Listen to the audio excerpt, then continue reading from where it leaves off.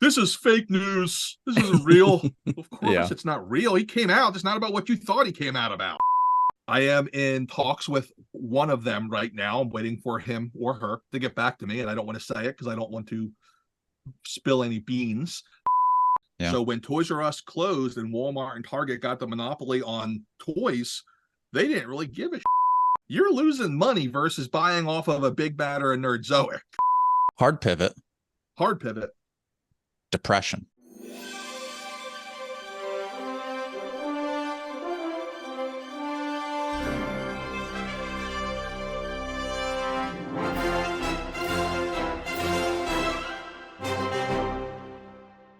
Hello and welcome back to another episode of the Strong Collectors Podcast. I'm your host, Dakota, here with my co-host, Jordan. And today we are joined by a very special guest, Big Nerdy from Nerdzoic, the largest, fastest growing online toy retailer in the world. It's probably true, right? I'm pretty sure it's true. Yeah. So I don't have any... Nostradamus himself. Yeah, I don't think anybody else is growing at this pace in this economy. So, right. Yeah, I'll take it. All right, so we'll start off with the easy questions, and then maybe we'll get a little deeper as we go. So, something we start off with all their guests is, what are you personally collecting right now? Yeah, so collecting's a sickness. I have to be very intentional. I actually made a video about this that I have to finish editing, but I collect a little bit of everything, but I have very specific rules because if I don't use them, crap just goes out of hand. So Marvel Legends, I also mix in Mafex in there, and I just pretend they're Marvel Legends, or else I'd buy all the Mafex too. So Sure. That's my little cheat there. I've now gotten pretty far into the McFarlane stuff because why not? He's improved a lot. I've been really happy with it. NECA, TMNT, pretty much all in on anything movie or animated, and ever since they brought out the Mirage Turtles, now I guess I'm in on that too. Don't really have much of a choice there. Thanks, NECA.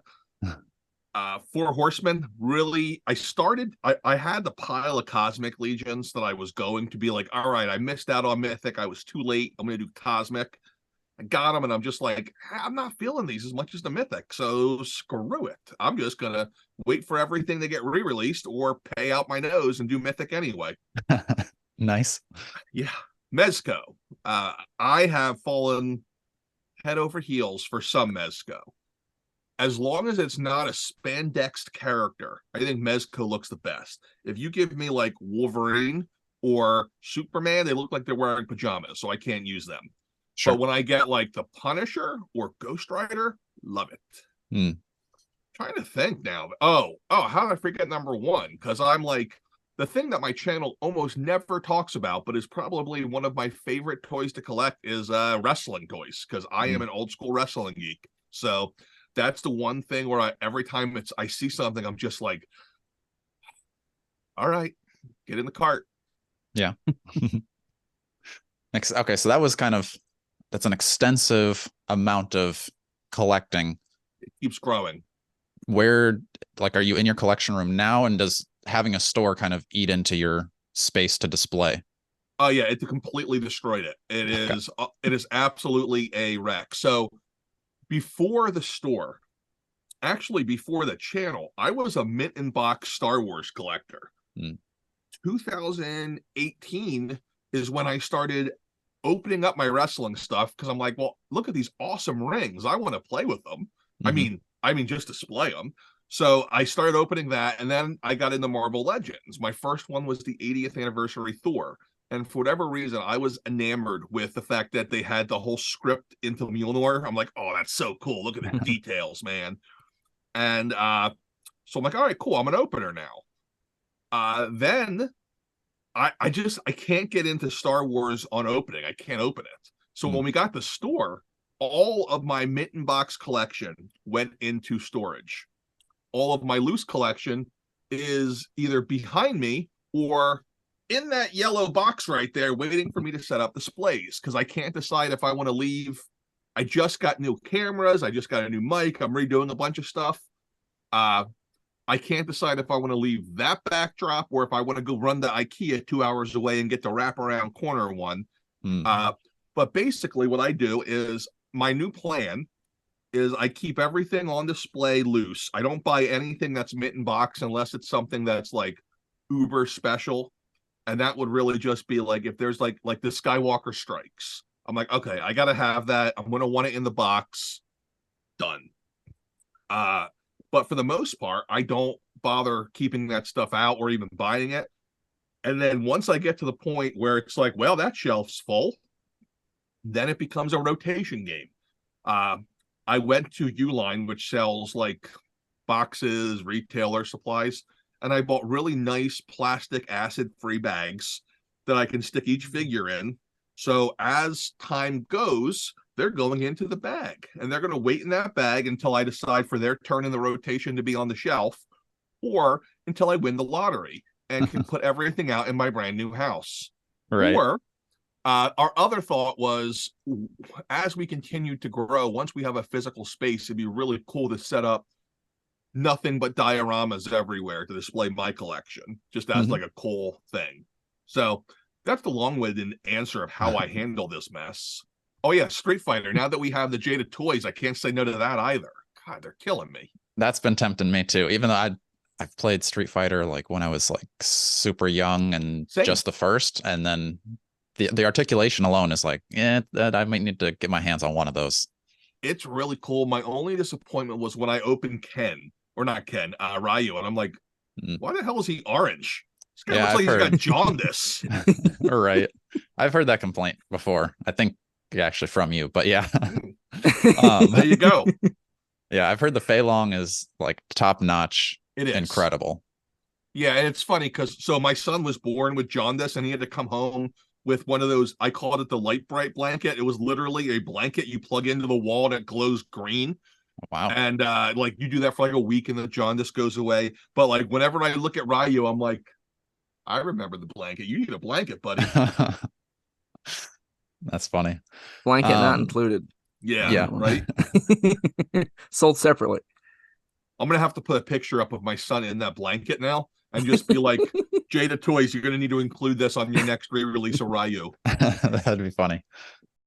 All right, so that's what you're collecting now, but what got you? I mean, I think for most collectors, we kind of had toys as a kid, and then we kind of rediscover them as adults, and then become like collectors instead of players. What got you back into collecting, if you ever did get out?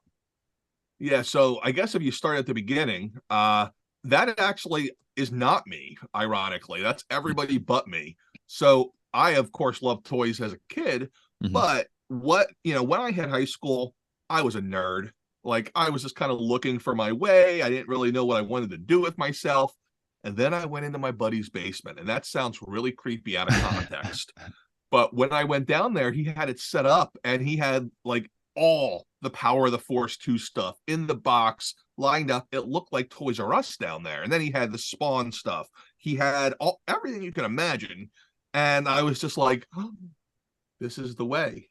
And I had just seen Star Wars because my parents were not like Star Wars people. So I didn't see it till I was like 14. So I'm like 2 years in, completely obsessed with Star Wars. And I'm like, I want to go to Toys R Us all of a sudden. I get there and it's like $2 bin, Power of the Force. And I'm just like, I'm doing this. I'll buy like 10, maybe 20. And I put a pegboard up in my bedroom. I remember it took me a whole weekend because I went and I bought like the pegboard. I bought the wood to build the frame around it. I painted the wood white. My dad was like, what the hell is wrong with you? What are you doing? And then when I was done, I put my 3 figures on it. And I'm like, yeah, that'll last me forever. And then like a month later, I needed more pegboard. Yep. So you talked about having a mint in box. Were you doing that back then, or were you opening them? Okay. No, so I was 100% mint in box then. And I collected all the way through until about, I'd say 2004, 2005, when I realized that it was not something that women found endearing. And I went on I'm not going to do this anymore purge for like 4 or 5 years. Then I bought my house and I was like, oh, I got 2 bedrooms. I can just lock one of the doors. They'll think it's a dungeon or something, but whatever. So I did. I didn't lock it though. I left it open. And then literally the day I bought my house was the day my wife and I started dating. And for whatever reason, I think she's sick in the head. She found it endearing. So she encouraged it even. And whenever her friends would ask her about it, she's like, listen, your boyfriend is spending money at the strip club and on alcohol. Mine's buying plastic. Let's decide whose is worse. So that was just kind of it. I just kept going from there. It was down times. Like I remember probably 2011 was the first time in like almost a decade I went to just a standard convention. It was a Wizard World back then. And I got in and you could like the smell, not of the BO, but the smell of all of the toys, and you just see everything. I remember looking at my then fiance and said, I'm home. I missed this. Nice. And I was in from there on. All right. So what's the evolution then from collector into then opening a store? Because my assumption is you would be kind of following a path of like, oh, I've got all these figures. There's only so much space even in a house that you can have figures. So maybe you're like selling some of those figures to make room for new stuff. You're like, actually, I can sell figures pretty well. I should get more figures to sell. And then that turns into a toy store. Is that kind of what happened, or what happened there? Not at all. Okay. So it went the other way, actually. So I had decided in like 2018, I really like these Marvel Legends. So I'm going to sell some of this old crap that I bought for no reason just because it was on clearance. So I went to eBay and started selling things and packing them, and I freaking hated it. Okay. I hated the entire process of shipping. I hated dealing with eBay, and I was like, yeah, this sucks. And I made like nothing, whatever. Okay. So fast forward, the YouTube channel came first. The YouTube channel came because in February of 2020, we made an LLC of our business, and we had been really studying internet marketing, blogging, YouTube, we being my wife and I. We had tried a couple blogs and they were making some money, nothing to live off of. But the one that I was most passionate about was called Restaurant Ninjas. And I spent 20 years working in restaurants. Despite the long hours, bad employees and all that, I still love it. Can't do it anymore, but I still loved it. I wanted to go into consulting. And I was doing a lot of like writing about restaurants, and I was getting a lot of new restaurant owners finding my stuff, and said, okay, it's time to go to YouTube. So in February, I filmed my first YouTube video against a canvas backdrop that was hung on my toys so nobody could see them, and using my phone. And I don't remember, I think the video was explaining like restaurant lingo, and I did not know how to talk to a camera. It was so bad. I really thought that, like, because I'm good at public speaking and stuff now, I thought that it would be natural. But when there's nobody there and you're talking to a little box, it was really hard. So it didn't go well. And then COVID happened. I lost my job, and it seemed as though by April, I was completely bearish on the restaurant industry as a whole. I thought it was done. The way that restaurants operate on such a slim profit margin, and the way that the government was able to just say immediately, you're all closed now. Walmart and Target, you're open, but you guys are closed. And maybe you can get some money, maybe you can't. None of these restaurants have that kind of money in reserve to deal with that. Even big corporate restaurants were shuttering at that point. And I thought, you know what, this might be the end of the corporate of the restaurant, like in a large way. And largely I was not right, but I was right in the sense that it's never been the same, just because of operating costs going up, salaries going up, but you can't raise your menu prices at the same rate or else everyone won't come, and it's ugly. So I said, okay, well, maybe this won't last forever. Let me learn how to use this video stuff. I bought a camera and I said, let's just start a toy channel. And I'll just talk about toys. What are you going to talk about? I don't know. Let's talk about toys. I mean, I'm mildly entertaining, I think. I think I could just talk about toys for a while. So I bought the camera, set it up, and that was pretty much it. I think the hardest part was coming up with a name, because I wanted it to be short. I wanted it to be like 8 to 10 letters and incorporate the name geek or nerd. So we had like Geek Explosion at one point. Actually, I think Geek Explosion was the name, and then somebody jumped in front of me and registered the domain in the middle of my research. Huh. So I said, screw it. I guess we're going with Nerdzoic. What does that mean? I have no idea, but it sounds okay. Yeah. So that's what we went with.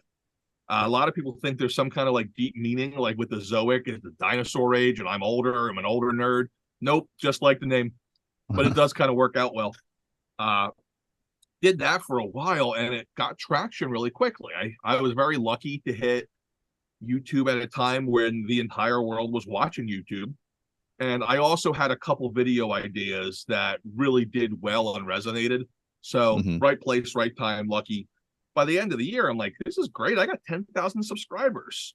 How do I make money with this? Because I make like $300 a month on the YouTube ads. So a friend was like, well, why don't you sell the toys? And I'm like, I don't want to sell toys. That's a lot of work to put listings up and sell. He goes, no, just buy from the manufacturer. And I'm like, huh, okay. I guess I can look into the margins, see how bad it is. But nobody will let you see the margins until you sign up for an account. So I signed up for an account, and it was just one thing led to another. I'm like, all right, we'll just sell Black Series. All right, we'll sell Black Series and Legends. All right, we're at a vintage collection. And now here we are. Boom. Bottom line is I always wanted to run a business. I mean, I ran businesses for 20 years for other people, made up a lot of money. I always wanted to own a business and have it be mine with my wife and not have to deal with people like bosses, because I'm not good to play nice with them. I don't like having to try to make other people's bad ideas work and then be accountable for them. I'd rather succeed or fail on my own. So that brought us to where we are. And it just, a couple lucky breaks. I learned pretty early on that I am really, really, really good at sourcing product. Whether it's rare exclusives or whatever, I'm really pretty darn good at it. And that's why we grew that. And the death of Dorkside certainly helped. It's certainly grown at a pace I never expected. We're almost double Megalopolis at their peak. Wow. To give it some, because their numbers are public record because of being a traded company. According to the people I talked to who were working at Dorkside, we are 2019 Dorkside. So, baby steps. We're definitely getting there. That's awesome. Do you know how many, I mean, you probably do, but how many lines are you currently selling? Like you said, you started off with one. What have you gotten up to now? Oh, that's a great question. I don't have a freaking clue. Okay, that's fine. It basically became, I want to sell everything that I don't think is a money pit. Or if it is a money pit, I'm only going to buy it in very small quantities. So now I sell just about everything except what? I don't even know. I know you what's that? I was gonna say, I know you had said that you dropped McFarlane just because he was good at distributing himself, so it's kind of hard to compete with that, right? Yeah, it was the distributing of himself, and also the fact that it wasn't actually that at the time. It was that they were really focused first on big box stores, and they were overproducing the hell out of their toys. Okay. But they learned their lesson on that, and now they're going the completely opposite direction. So now I'm back in on them, and it's one of the more profitable things because of that. Wow, awesome. Yeah. But yeah, it's been really, really, really, really awesome. That's all I could say. Very cool. So then what are kind of, because again, from my outside perspective, and you'll probably tell me completely wrong, but it seems like with the online toy market, you've got to have it first because people want to have it first. But then if you don't have it first and it's in the store for a week, it seems like things kind of stay in the store for a long time.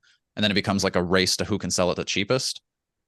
Yes. Yeah. All of the above in some ways.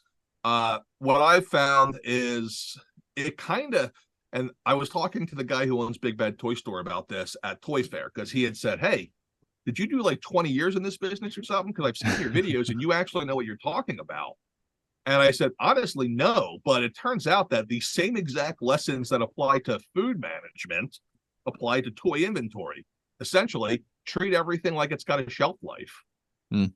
As long as you do that, you're okay. So certain products you have to be very quick to know, okay, I overordered, time to reduce.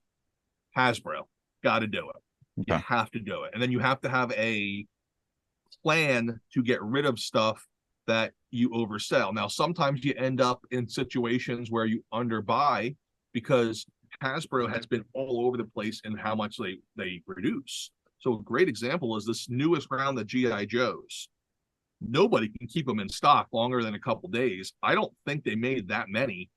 I under ordered like a crazy person because the round before that did not go as well, and they sell out as soon as you get them. I thought that was going to happen with the Marvel Knights wave too, but that did not happen. So it's always a kind of a guessing game. You have to be very, it is investing. It really is in the toy world, because it's like, okay, how much exposure do I want to have to this product? Other products hold their value long. Anything from Four Horsemen holds its value largely because they make it hold its value. NECA does a really good job of holding its value too, because NECA doesn't ever get restocked to Target. Once it's gone, it's gone. And I try to hold on to every NECA release pretty much forever because they're all largely evergreen. I see the Universal Monsters above you guys there, and like those things, they've been plastic gold. You know, they don't ever stop selling. But yeah, like it is very much a race to the bottom at sometimes. And I made a very concerted effort in 2023 to lower my Hasbro sales, basically. Not sales, percent of sales. In 2022, Hasbro was 76% of my business. Wow. In 2023, last I checked, it was just under 50%. Okay. So what I did was I really focused on the other things, and it was easy because it's like, okay, what I find is pick products you believe in, find ways to make sure people see them, get them as fast as possible, offer at good price. That was really it. Selling current action figures and things that are coming straight off the press. Jordan and I do a little bit more of the like trying to find people that are getting out of collecting, buy their lots, and then we sell those. Is that just way too much of a headache for something like Nerdzoic or online retailers to do? Because it seems like that's pretty big profits for us anyway. Yeah, that's everybody who, like, I keep seeing people trying to do the exact business model that I'm doing, that Big Bad's doing, and they think I'm trying to like lower my competition, but I'm like, no, do not do this. Yeah. You're going to, like, unless you are like me, extremely lucky and happen to have the specific skills to do it, you're going to fail. Instead, do what you just said. That is the way to go. The reason I don't do it is simply space and scalability. So by scalability, have you guys ever been in a Second and Charles or heard of it? I don't think so. I know of Second and Charles, yeah. Okay. So they're a chain store that sells everything you can imagine, whether it's old video games, old albums, toys, comics, but they have an entire processing center where people bring their stuff in. They have ways to figure out what to pay. And until I can come up with, first, the space to do that, second, the personnel to do that, because it's something that I can't be there to go through every single product and say what we could pay for it, what we should sell it for. Until I have systems designed for that, I can't do it. But it is something I really want to do.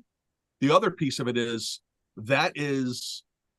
the margins are great, but it's labor intensive. So like it takes me about 5 minutes to put a listing on my website. That's great when I'm going to sell 30, 40, or 100 of a figure.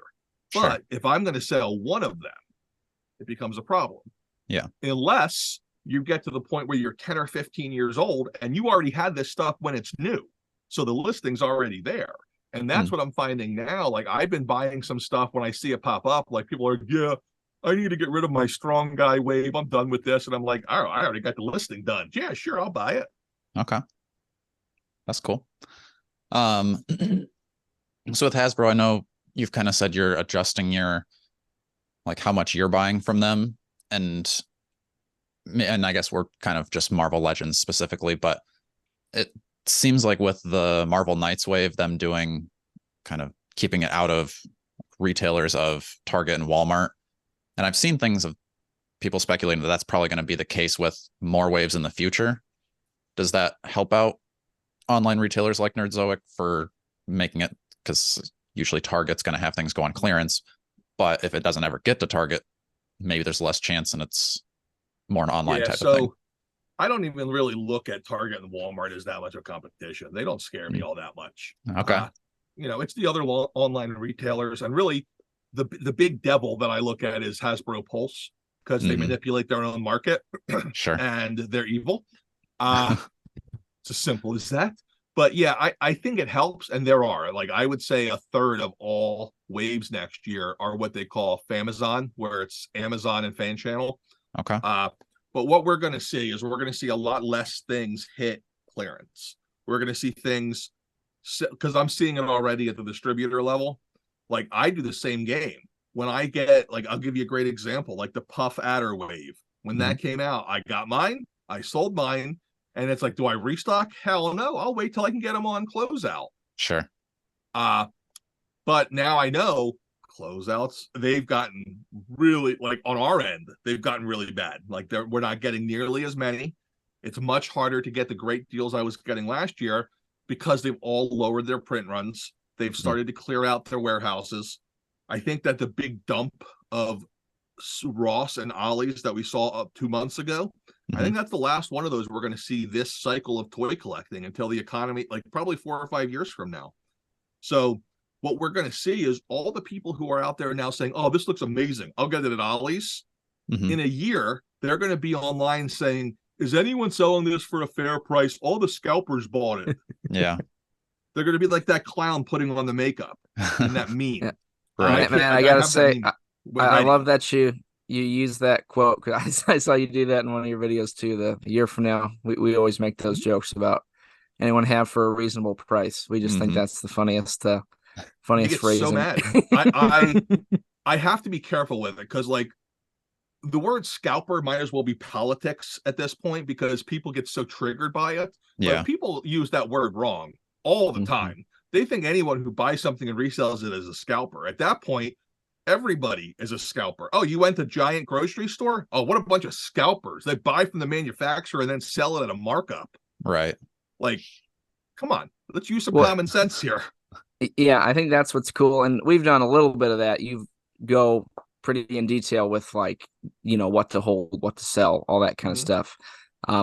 We just think that's really interesting, because that idea of, using your collecting to help also fund your collecting, and I think we've gotten into that too, where even when you're trying to do that, people can say, oh, well, you're just trying to resell and take advantage. It's like, well, that's, if it's something that can help, whether if like the market and what to research and how to look into those things, I think that definitely is something that can get mislabeled as you're somehow abusing the system or taking advantage of people. And it's funny, because I'm in other collecting worlds too. I collect sports cards, I collect comic books a little bit, and at the very least I monitor all of these. We're the only collecting niche that has this backlash. And it's not even, ironically, it's not even every product line. There's specific product lines where nobody complains about this. Mythically, or Four Horsemen product, everybody knows that the price is going to go up, and if you complain about the price later, it's just because you didn't buy it before. Shut up. Wrestling figures, the same thing. But if you try to sell that 20th anniversary Captain America now for $50, even though that's what it goes for on eBay, well, that was only $32, man. You're a scalper. Yeah. That's not scalping. Like, now, if you go online, so the other day was a Black Series Clone Wars 2-pack that sold out in 3 minutes. If you pay somebody in Pakistan to build you a shopping bot that can buy out the entire lot in 10 seconds, that is scalping. You're manipulating the market and controlling it. If you buy 2 of them and then resell them thinking they're going to sell out, that is not scalping. And it's also a risk for the quote unquote scalper, because you could be stuck with a product. I've had it happen many times. Like right now, I got some of the Walmart exclusive Black Series figures that 2 or 3 months ago were impossible to get. I had to bring them in from overseas from one of my many Bothan Spies little contacts I got. And by the time I got them, I'm like, all right, time to make some money. I don't mark them up much. All I do is I mark it up my standard amount that I mark up regular products, which is anywhere between 25 and 30%. And if it is coming from overseas, I have to also account for like the shipping to me, duties, customs, all of that crap. So it usually is like $5 or $6 over the original price, but like $30 under eBay price. So people usually love it. But in this case, I got it. And as soon as I got it the day before, Walmart restocked. So now I'm sitting on a ton of these Black Series figures that might end up to be gold in a year or are garbage. And I pay more for them than I usually pay. So it is the game. It's just how it works. And you can either let it play you or play it. Wow, I'll make that my quote. You can play the game or let it play you. There you go. TM, copyright. Nice. We've had that happen a few times where we're like, oh, the Spider-Man like retro series, like those have been going pretty hot. Like this new wave coming out with, there's like the Hobgoblin and Ben Reilly symbiote Spider-Man one. We're like, oh yeah, we'll get 2 of those, one to rock, one to stock. And then Hobgoblin is going for like $5 and Hammerhead can't be sold. And it's just like, well, shoot, didn't work out this time, but at least it's retro cards, so it looks cool. Yeah. Dakota, I see you at least are a Horseman collector above your head. Did you see what they dropped today? I did, yeah. Oh crap! I might have to buy me some. Jacob Marley, right? Yeah, that is. I just happened to open that, and I'm gonna need me at least one of them. Ooh. What about you, Jordan? You're a literary fan. Are you going to get one of those? I am. Oh. I definitely. I think I will. Nice. I definitely jumped for the Mask of the Red Death, man. I did.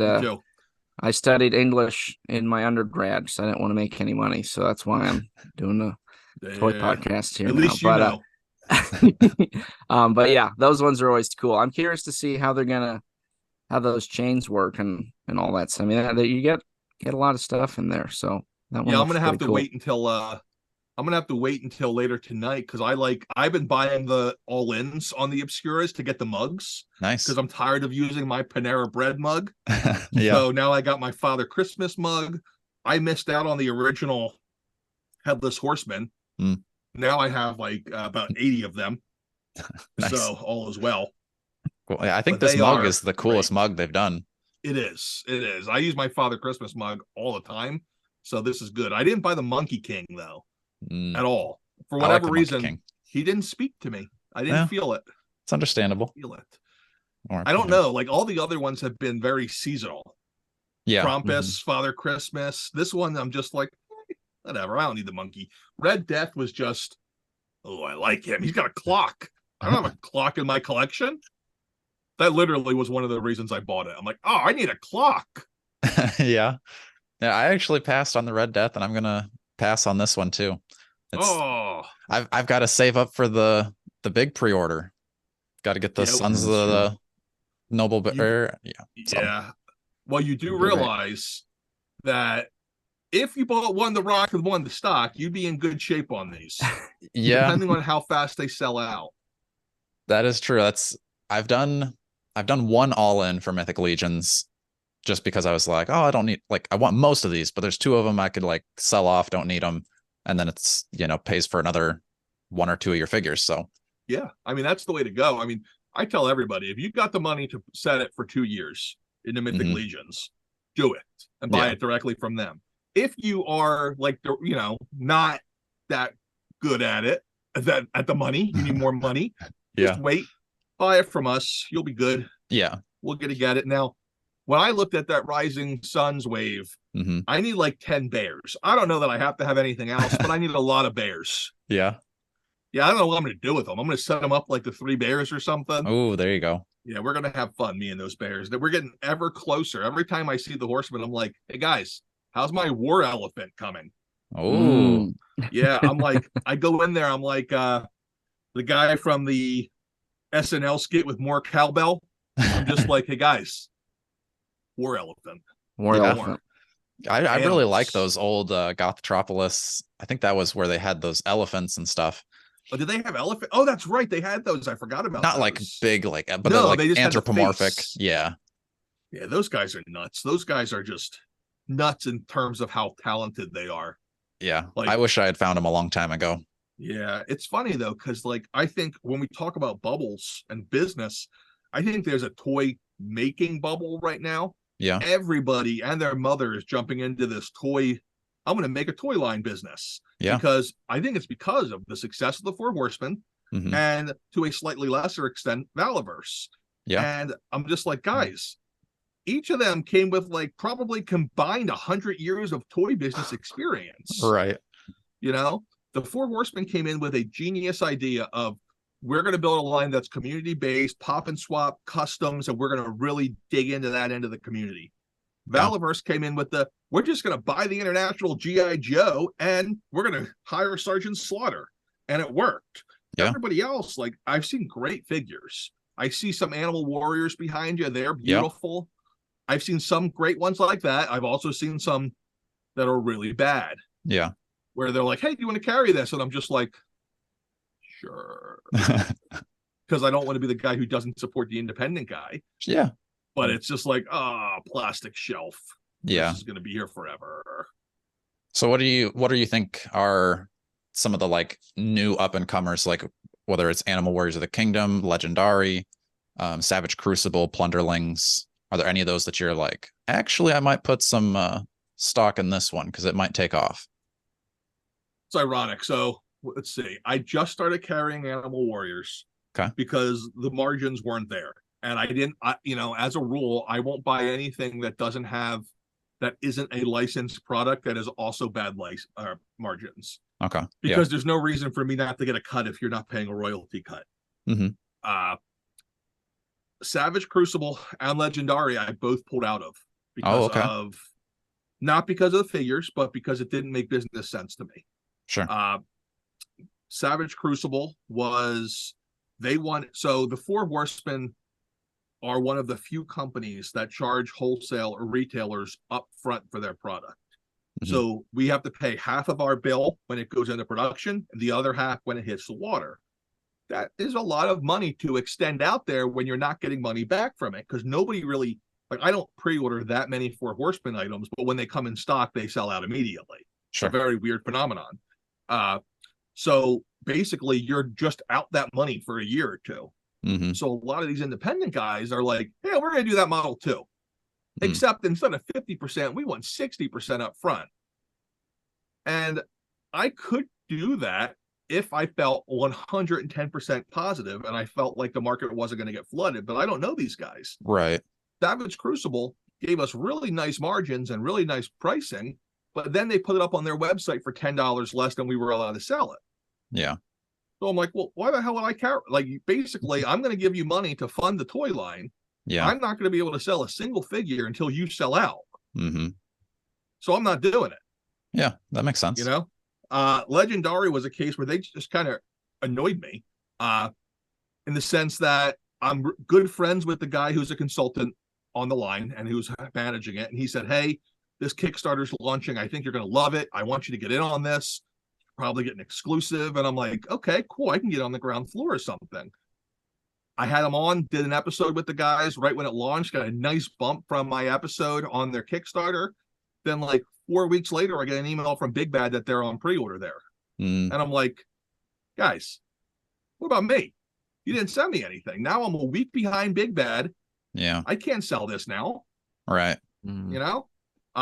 So I didn't bother with it, even though I think they look gorgeous. It was just a business decision. And I was honestly, I don't usually get hurt or often. I was kind of hurt by it because I'm like, man, when you're like on the influencer end, the stuff I gave away to them just because I'm like, yeah, I like this product, like email list usage, all of this stuff is what most influencers charge for. And I couldn't even get the email at the same time as the big store. Sure. It bothered me. Yeah. But yeah, I think they have a nice product. I think better than a nice product. I think they have a great product. I think really it comes down to the ability to tell a story with the product. Like Four Horsemen's done a great job with that. I think Savage Crucible did a good job with that during the Kickstarter. I have my own concerns with some of these lines. Like, are they going to run out of money? Which is the other reason I don't really want to put that much money into a company that I just met Sure. 2 years in advance. Like with the Four Horsemen, now that I've been around them for 5 or 6 years, well, I guess it hasn't been that long, but like I see the way they operate their business. They're very, I guess, I don't want to say frugal, but they kind of are. They don't like, they're not like, they don't have a Fifth Avenue address for their offices or anything. Right. You know, you go to their setups, they've been growing gradually. Some of these new toy lines, and I'm not going to name names, but you can see them when you go there. You go to a convention and they have the biggest setup there. And I'm just like, did you just blow all of the Kickstarter money on all this POP? Like, I'm kind of worried about that. Yeah. What are the chances that we see a Nerdzoic exclusive? Because I think Big Bad has their like Santa's Naughty and Nice thing. I think that's Big Bad Toy Store exclusive. When is the Nerdzoic Toy Store exclusive coming? So I'm good friends with Toy Snowman in Canada.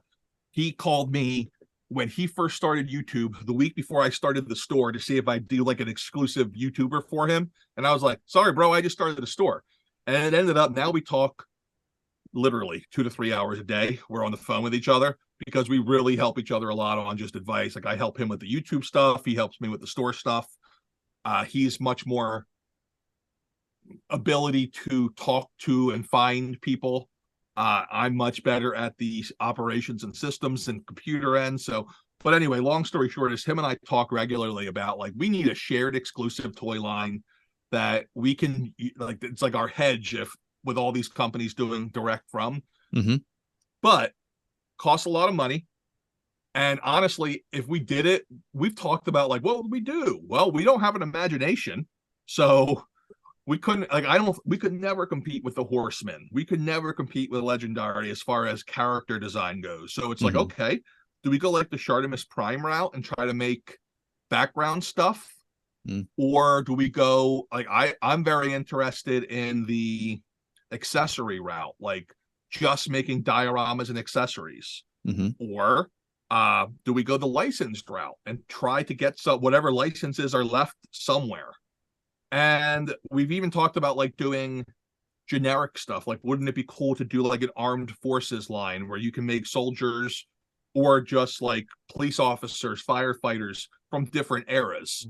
Like, hey, look, it's a 9/11 firefighter, or hey, look, the Mountie is exclusive to Canada.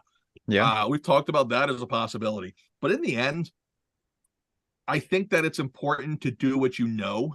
Sure. So when I see a lot of these companies trying to do direct to retail, it's not going to work for them for a reason. And that is, it's rare that a company can be successful at multiple things like that. I know where my bread and butter is, and that is the business end. It's not creativity. I can make good videos and be funny in them, but that doesn't mean I can design anything. Sure. So I don't foresee that anytime soon. Now, when I say I have no creativity, I mean from a drawing standpoint. I can probably write something. If I ever, like, I've thought about like trying to throw my hand in and excuse me, writing a comic book or two and paying to have someone illustrate it. And if those characters really resonated, then maybe I would have something, but I wouldn't just throw something out. I would have to have characters that people were asking for first. Okay. In the meantime, I do want to go to store exclusives from toy lines that I work with. I am in talks with one of them right now. I'm waiting for him or her to get back to me, and I don't want to say it because I don't want to spill any beans. But I would love to do a couple of exclusives. You know, it's expensive, you know, because you got to buy the full MOQ, the full minimum order quantity, and that's anywhere between 1,500 and 5,000. So yeah, that ends up being close to $75,000-$80,000. It's a lot of money. But if it's something that people want and they can only get it from you, and because of the fact that you're buying all of it, you're going to get a better price. If you can figure it out, it's worth it. So, you know, I'm going to start with one. Like, I would say that as far as companies that I would love to do one with, Four Horsemen, obviously, but they don't do it. They just do the, you know, for Four Horsemen, I'm just like, hey, how can I help? I need to do more things for you guys so I can get a tribute figure. Oh, by the way, make sure he's a fat knight who's disgraced. And then, you know, I'd say NECA would be fun. NECA would be awesome. Yeah. NECA doesn't really do much of it though. But yeah, that's kind of what I want to do more of as we get going. Okay.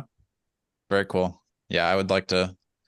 I don't know if the Strong Collectors was a good enough Mythic Legion podcast, but I would love a 2-pack somehow with Nice. Jordan and I.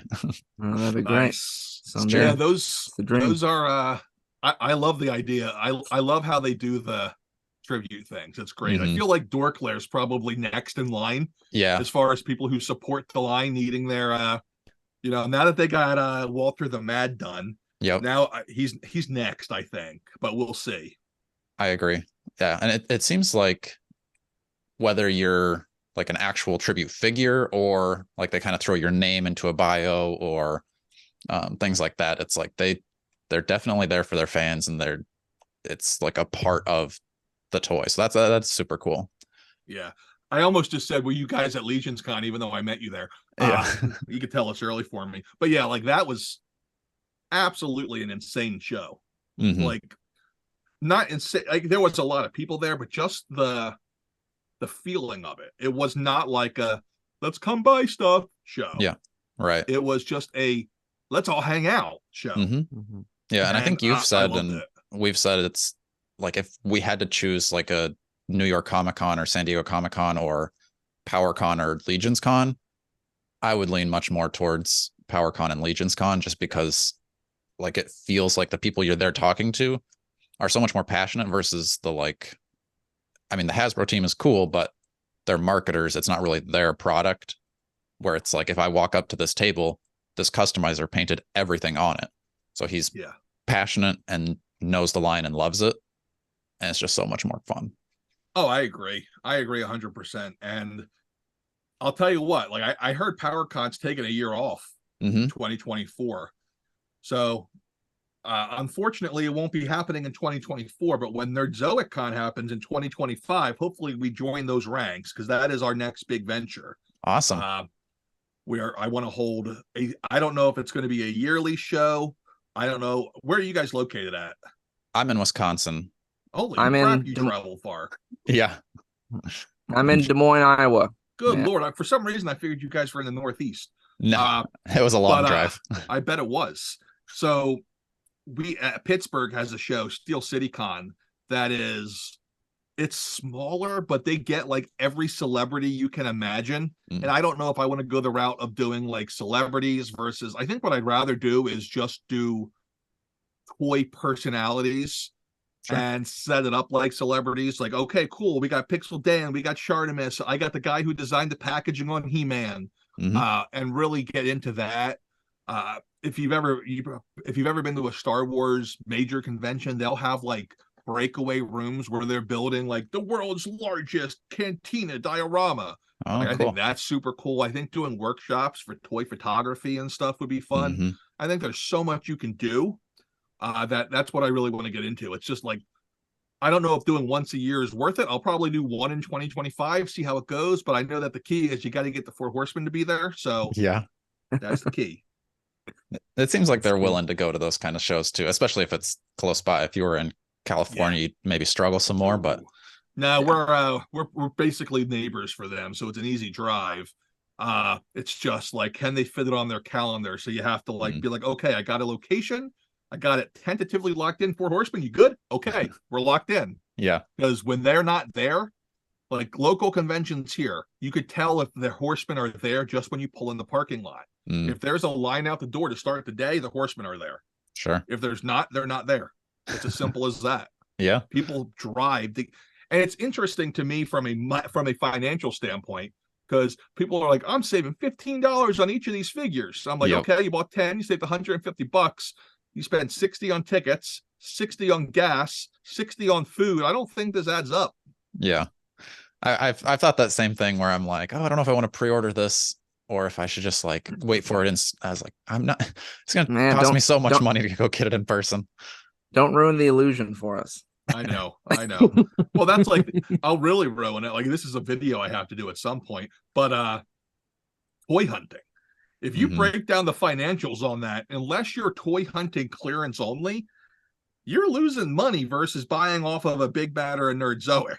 Yeah. Like if you break down the gas price, and if you are like, unless you tell me I have all the time in the world, which I have not met the person who says that, then you have to factor in opportunity cost. You're going broke. Yeah. I was gonna ask you about that too, because I know because our kind of trajectory, as Dakota mentioned, when we were younger, we collected legends and stuff, held on to them, took some time off in the past few years, started getting back into actually collecting and buying and selling and different stuff. And even I'd say, right, Dakota, a couple years ago, we were able to like go out and be doing the toy hunting and finding things that were like what's at least for a little bit kind of stay where they were. At this point, it seems like even in a short amount of time, that has kind of shifted to primarily we're getting stuff online if we do it, or pre-orders that way. Do you recognize why that is? Can you put tea leaves together? In the sense of why that shift has changed? Because the product is just not there, or it's just not there on time or in abundance. Mm-hmm. Right. There's one reason, and it shifted around 2017 when Toys R Us closed. Mm. So that's the danger for the toy industry that I warn people of. When you put all your eggs in one basket, it can really change things. Yeah. So when Toys R Us closed and Walmart and Target got the monopoly on toys, they didn't really give a shit if they had things out on time. If they didn't care if they cut the packaging open with a knife. It didn't matter to them.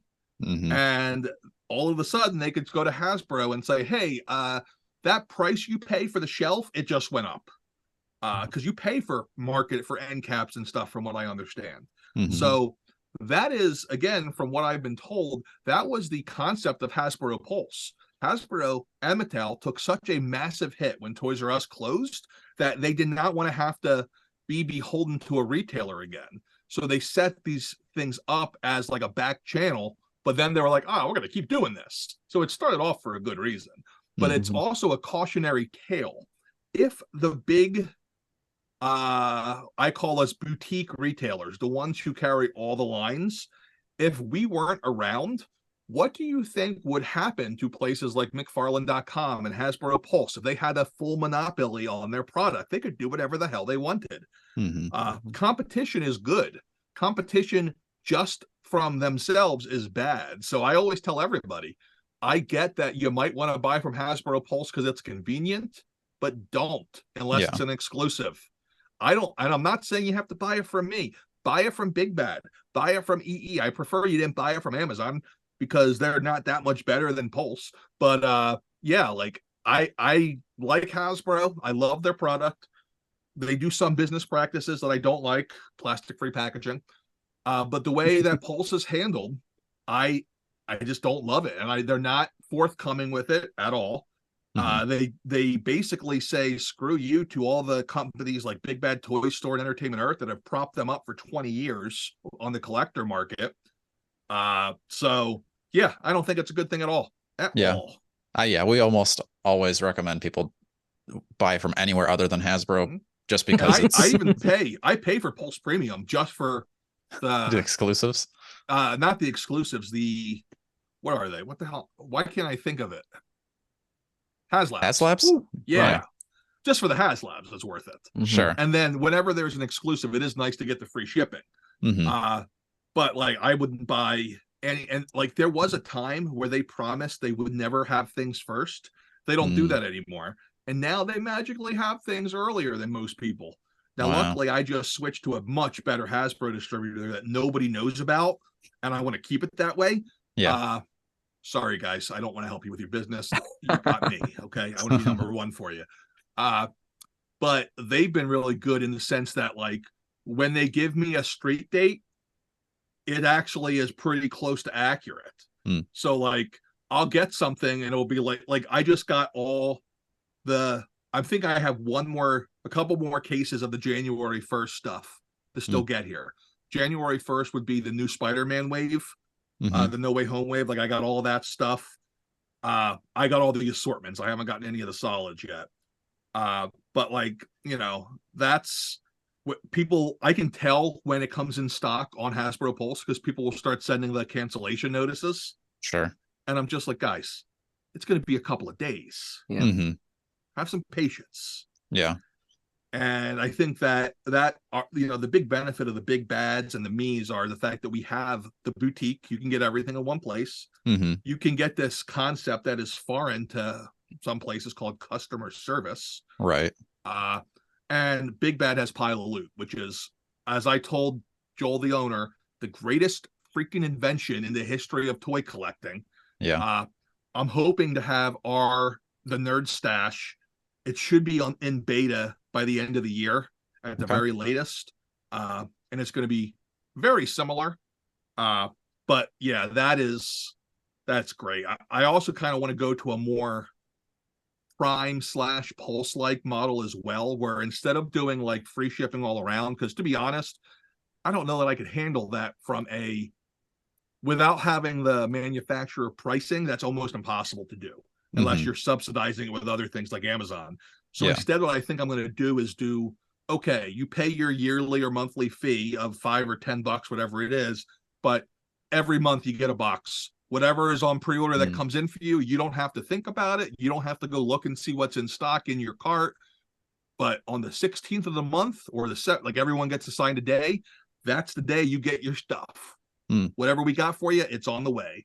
And I need to figure out something like that, because I have a lot of really patient and awesome customers who buy things, but they buy them in one giant order. Yeah. And some of the stuff has been here for like 8 months.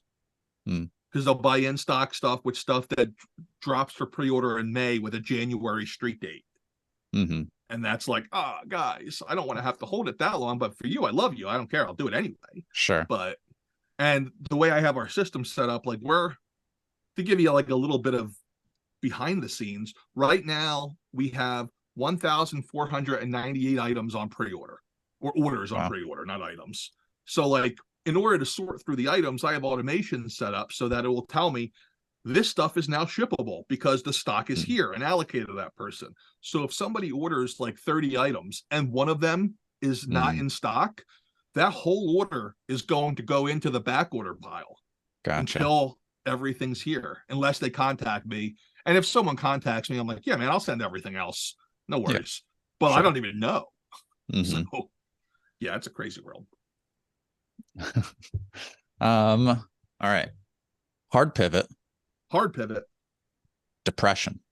I think that was so. Jordan is currently in school to like become therapist. I'm getting my master's in mental health counseling. So, and that's something that you're in school to get depressed. I've been feeling too good. So, no, I just wanted to say a little bit about kind of that episode you had on depression and collecting. I think that's something we kind of, what we like about at least having a channel is sort of being able to make those connections with other collectors and kind of share some of those things. And I guess I would just like to know, like, as you talked about that in the episode, like the kind of responses or feedback you got to that, and kind of what went into you wanting to make that, and some of the ways people have responded to that. So I really thought that was going to be an episode that was like a throwaway. Like, I made it. It was very heartfelt, but I did almost no preparation for it. It was like 5 bullet points and go. I did almost no editing. There was only 2 pieces of B-roll. It was, by all intents, a throwaway episode as far as effort goes. But the fact that the topic and how heartfelt and honest it was, it blew me away how much it resonated with people. The timing, I put that out in November of last year. I went through a deep depressive episode, I guess, July / August, until right when that video came out last year. I was just in the dumps. I had, life happened. We had just gotten over that flood, and like the adrenaline of building everything back up again had worn off. And I'm one where, like, in crisis, mental health has always been a struggle, but in crisis, you would never guess it with me because I'm like the guy. But when the crisis is done and the adrenaline wears off, that's when I crash. And I was feeling that. And I think that even though I was feeling better when I filmed that video, I think that I wasn't, and people could sense that. And I think it helped a lot. And mental health is, it's scary because the only people who talk about it are people that the people who are having issues with it don't want to listen to. So I think it's important for people who don't seem like they have that struggle, and it is a constant struggle, to talk about it, because I don't think anybody would have guessed just watching the channel before that it was something I dealt with. And I think that it made a lot of people feel like, oh crap, I'm not alone. This is something I deal with the same exact thing. And it was nice in that sense to be able to do that. And it kind of created a bit of a refuge for me personally, because a lot of people contacted me talking to me about their issues, and talking to them and just kind of giving them like the attaboys or whatever I could do, which ain't that much other than talking. It made me feel better about just my own head. And I think that sometimes when you're going through that, you're in your own bubble and you got to pull yourself out of it. I look at it. Did you guys ever watch The Sopranos? I haven't seen it. Yes. Okay. It's actually not the depressive part I'll talk about, but when he's quote unquote dead and he's stuck inside of his body in a coma.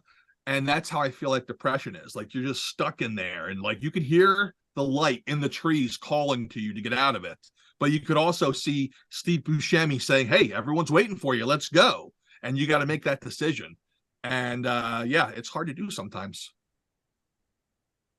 Yeah, I just thought that was a really neat take, talking about setting up displays, or, just collecting and toy hunting, all that different stuff, and the ways that those can have so much meaning. Because I think some of the struggle, if you're not, connected to, either we're in a bunch of different toy groups, or, you got the Legions groups, things like that.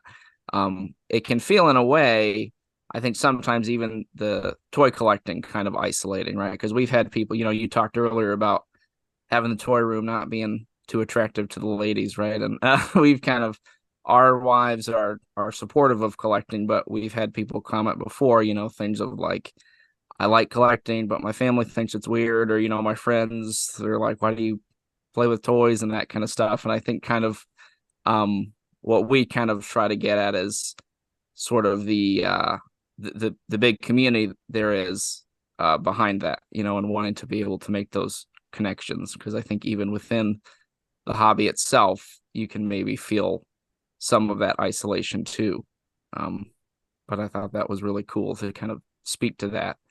Thank you. Yeah, and it's funny because I've been not planning, but kind of sitting on like a follow-up to it. Because like kind of following my journey, that's all. A lot has changed in the last 2 years. I can no longer go to that for my mental health outlet because it's my job.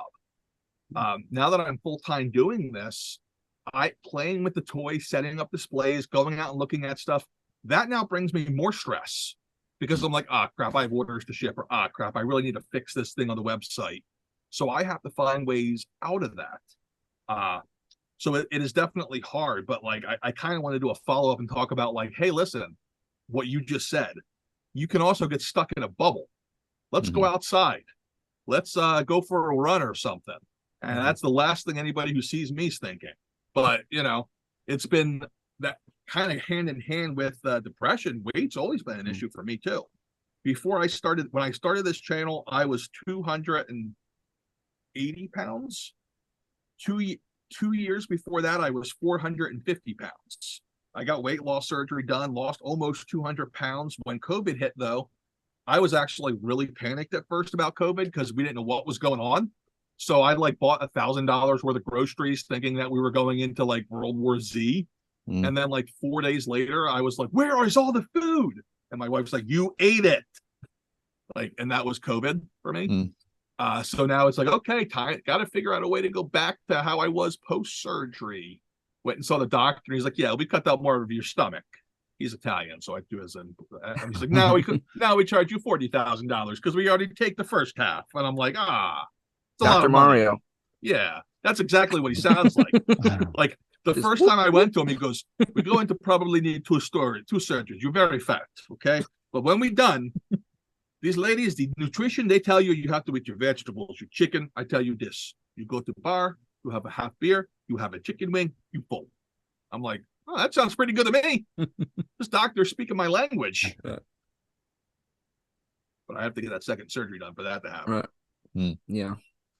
Well, yeah, I just think those are really, I just think it's neat to have those honest, open conversations, on these kind of things. And I think it's I important too.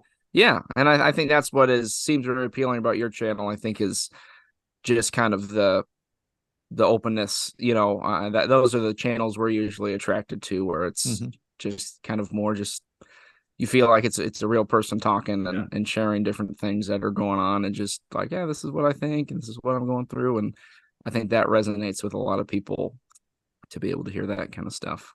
And it's fun to do those because I don't have to do any research. Right. Yeah.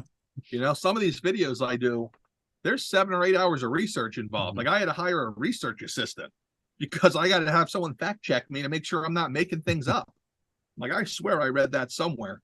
So yeah, it's definitely interesting in that sense. But in another way, for whatever reason, the toy YouTuber world has a lot of drama. Like a lot of drama. Like I don't understand it. I'm a grown-up, so I can talk to people who have differing opinions than me, but it seems like a lot of people cannot. Like there was I don't know if you guys saw, there was like someone put out a video a month ago where they mediated 2 people fighting with each other. Yeah. And I'm just we did a follow-up to that video because we often joke we do like 2 guys talking about 2 other guys having an argument. Talking about. Oh my God. It's kind of like I haven't watched game. it yet. I heard it's like you have to watch it.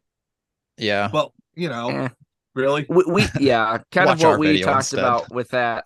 Yeah, it was just kind of the idea of, just kind of like you said, how even within the community of toy collecting, there can be such polarizing things. I guess it's like that anytime you get on the internet for a lot of things, but just kind of always trying to focus on that idea of, well, we're all collecting and we're all fans of figures, and whether or not you like this one or not, do you need to get into a full-blown battle online about it, which is a shame.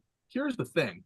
I spent 20 years in restaurants, and what you see on Hell's Kitchen, like the yelling, the screaming, that's 100% true, except it's more colorful. My first time working in a kitchen, I was 12 years old. It was 1995. My dad took me to work with him to be the toast boy when he was the kitchen manager. And he was throwing shit. He was screaming at people. He made 2 different people cry. And at the end of the shift, the one older waitress says, "It's really nice having you here. He's so much calmer." And I'm like, "This is calm?" And like, I never saw him like that at home. It was like a different person. But what I learned that in restaurants, I don't know if it's the adrenaline, I don't know if it's the customers, but everybody when it's busy, you say things, you do things, you're nasty to people. It's crazy. But then when you're done, it's like, yeah, you want to go get a beer? All right, cool. But like in this toy world, you told me that you didn't like the shirt I was wearing, and now the world is over. Yeah. And I'm just like, I don't get this world as much. Just makes much less sense to me. Right. So it is interesting, but I think that's one of the reasons people like the nerdies, because I try to get the most diverse group, and I don't mean diverse in a sense of like we got every race and gender covered. I mean diverse in sense of opinion. Because I try to get people who are all over different spheres to come together and be in the same video with no negativity or infighting, just positivity and a ton of goofiness. And that's it. And I think that's one of the reasons it resonates with people. Yeah, I was going to say that kind of like ties in that community aspect we were talking about, because you bring everybody together, even though you snubbed the strong collectors on the. Listen, I get that a lot. This year, I'm actually going to do so. This year, I actually just started figuring out who's going to do what, and like the people who've been doing this with me for years, I have to give them their first dibs. But I decided that when I'm done, anybody who I don't have an award to give on, I'm going to give a chance to either do like a 10 or 20-second cameo of like, hey, kind of like they do with the Oscars, like, yo, this is Bruce Willis wishing everyone a happy new year at the Oscars. Oh, yeah. Kind of like doing that. Or if you have an idea for a bit, like with Toy Snowman, where he's always trying to get into the nerdies and he gets thrown out. I want to try to get as many people into this as I can without making it so long that nobody's watching. Right. because I think the more the better. Yeah. This year we added in the Rookie of the Year award. I thought that was a nice way to try to give smaller, newer channels some appreciation, because I've noticed that, like, when I had Toy YouTuber, it's like, all right, it's Robo. All right, it's Robo every year. Yeah. Like, got to try something new. Sure. So, yeah, that was pretty cool. I was thinking too, another category for next year would be accessory of the year, because like you were saying, that clock was pretty cool, but then like other figures coming with that down. Write that down. That's free. Of the year. That's free. First one's free. All right, I'm gonna write that down too. Didn't pay. Accessory of year. Yeah, that's a good one. I love coming up with the different categories for this stuff too. Now, I did take out all the negative stuff because it's hard to get. Like, if I want to get the Legends team to come on and accept Best Marvel Legends, they're not going to come onto a show where there's also Marvel Legends that is a complete ripoff and garbage You're on right. the same episode. So you have to be respectful, even though they don't know what's going to be on there. Sure. Because, well, there's things that Hasbro does that I don't like. I think those are all great guys, Yeah. So I try to make sure that we keep any of the negativity or any of that out of there. So, it's a lot of fun. I enjoy trying to get people to accept the awards when they're done. Last year I tried to get the G.I. Joe team on, but we couldn't line up a time to set something up. If they win Line of the Year for the second year in a row, maybe I can this year. We'll see. Yeah. I'm actually trying to get a little bit of like D-list celebrity involvement this time. Yeah. Thanks to a little website called Cameo. I'm like, oh, how cool would it be if I pay Sergeant Slaughter to announce Best G.I. Joe? Right. So there's it's gonna be fun. I love doing it. It takes a lot of time. That video is very long. It takes my editor the month to make that video, but when it's done, and it's ironic because it never does that well. Sure. A video, because it's so long. Like, it does really well the first couple of days, but then it dies off because no one's watching an hour-long video. But it's fun. I think it's good for the community.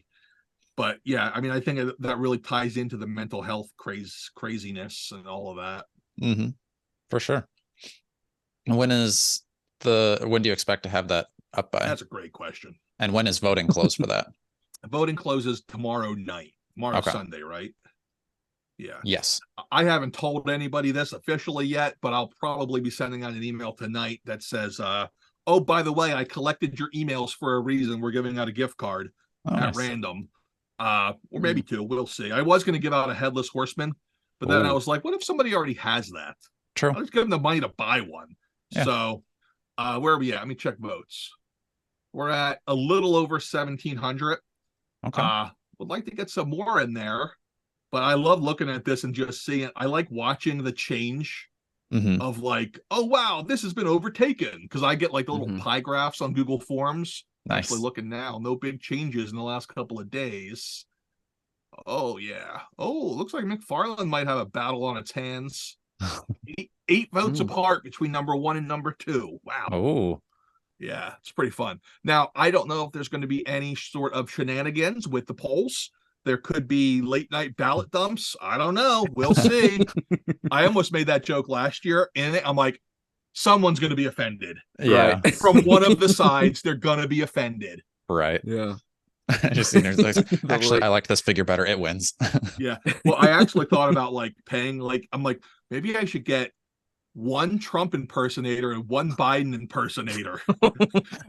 That'd be hilarious. So like, now someone like the guy who likes like Jill Stein is going to be annoyed, or someone's gonna be like, no, you should have gotten the third party person. And I'm just like, what third party? Am I gonna get Robert Kennedy now too?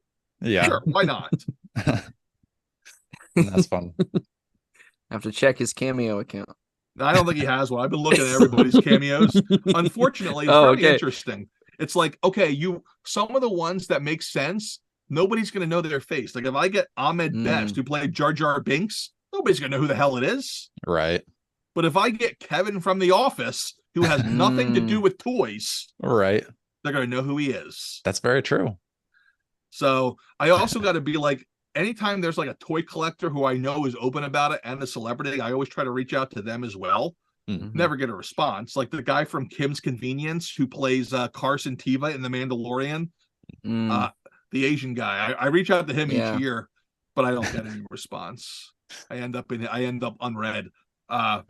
Who else was there? One year, I'm gonna try to get. I want Mike Tyson. Okay. That's my dream. I want him either at my show, or I want him in the nerdies, because he is very secretive about his nerdiness. Like, he doesn't wear it. Have you ever heard anything about him? I saw you had a video of it. Yeah. So like, he would end his fights. He'd do the post-match interviews quoting Apocalypse, and nobody knows what he's saying. He's just like, the immortals, let them bring their full skills. And I'm just like, oh my God, this is amazing. But he doesn't like bring it out. But Stan Lee was sending him stuff in prison. So who knows? Maybe I'll get him to come out about it. That'd be good. Have a coming out video for Mike Tyson. You just see how well over that goes. Yeah. Mike Tyson comes out. That's the thumbnail. Boom. There you go. Yeah. Viral. This is fake news. This isn't real. Of course, it's not real. He came out. It's not about what you thought he came out about. Exactly. It's not my fault. All right. Make sure you are liking, sharing, and subscribing. Leave a comment down below. Who do you want to win in your favorite category for the nerdies? And until next time, stay strong. Nah, so like, Sharimus is a good example because he's been around so long. Mm-hmm. I bet you there's like at least 10,000 people subscribed to him who are dead. Like, they haven't logged into their account. Like, when you're around that long, you end up with a lot of dead subscribers. So you really have to look at views. We're not recording, so I can say this now.